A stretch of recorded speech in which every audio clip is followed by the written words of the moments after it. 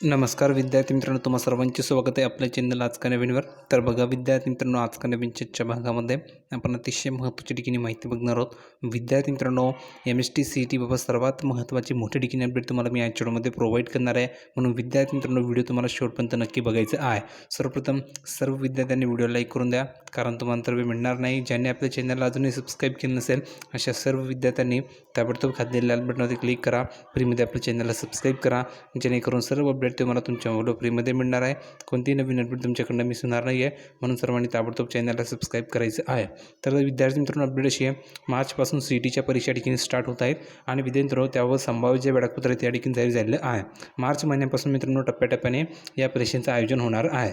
आता कशा प्रकारे बघा, CET सेलच्या वतीने राज्यामधील विविध व्यावसायिक अभ्यासक्रमाच्या प्रवेशासाठी सामायिक प्रवेश परीक्षा म्हणजेच CETचे संभाव्य वेळापत्रक जाहीर करण्यात आले आहे. येत्या मार्च महिन्यापासून शैक्षणिक वर्ष 2024-25 किती मित्रांनो 2024-25 लक्षात घ्या, 2024-25 शैक्षणिक वर्ष ठिकाणी स्टार्ट झालं आहे.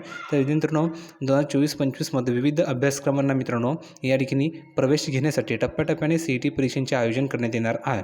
विद्यार्थ्यांना परीक्षेची तयारी करता यावी या उद्देशाने CET सेलतर्फे दरवर्षी CET परीक्षांचे संभाव्य वेळापत्र जाहीर केले जाते.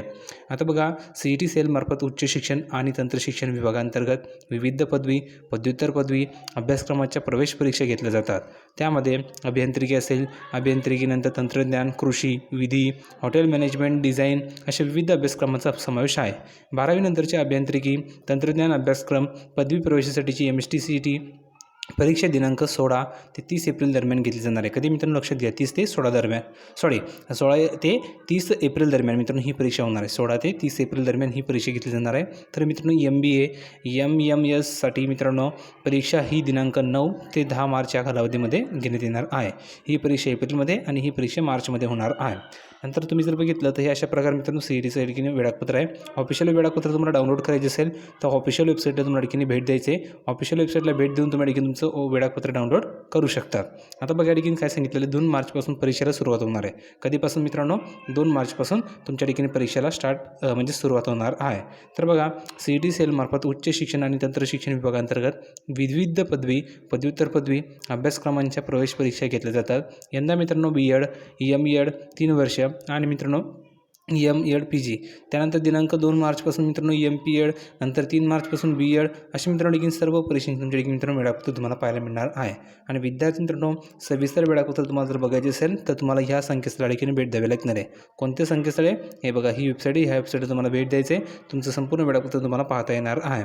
तर विद्यार्थी मित्रांनो, सर्वांनी त्यांचं वेळापत्र डाउनलोड करून घ्या. कधी तुमची एक्झाम असणार आहे ते तुम्ही बघून घ्या आणि त्यानुसार तुम्हाला ठिकाणी अभ्यास करायचा आहे, कारण तुमची एक्झाम ठिकाणी आता जवळ आलेल्या आहे. व्हिडिओ आवडला असेल तर लाईक करा, शेअर करा, चॅनलला सबस्क्राईब करायचं नका.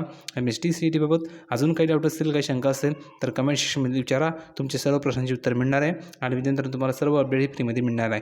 म्हणून सर्वांनी चॅनलला सबस्क्राईब करून ठेवा. व्हिडिओ पुढच्या व्हिडिओमध्ये नवीन अपडेट घेऊन, तोपर्यंत धन्यवाद.